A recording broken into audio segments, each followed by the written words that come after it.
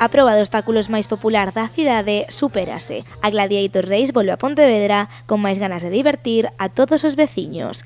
Nesta quinta edición, os organizadores queren chegar a todos os cidadáns e por iso os asistentes poderán elixir entre a versión Rocket ou Warrior, segundo o seu nivel de forma física.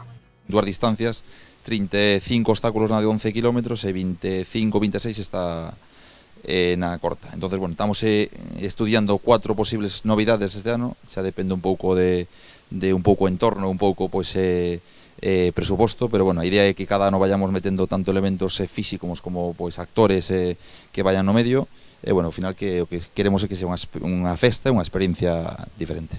Unha proba xa consolidada na cidade e que este ano tamén espera enganchar aos máis pequenos. É unha proba que realmente enganchou na cidade e que eu creo que vai enganchar por moito tempo, non? Teremos que darlle as voltas que se xa necesaria para que siga sendo atractiva e sobre todo para que tamén eu creo que ese paso que se deu de introducir aos nenos e as nenas e as familias pois tamén na propia competición, eu creo que foi un paso moi atinado. O 1 de xuño a cidade de Lérez acollerá este evento deportivo que cada ano supera as expectativas e que nesta edición espera volver a converter a Illa das Esculturas nun espazo de festa e de diversión.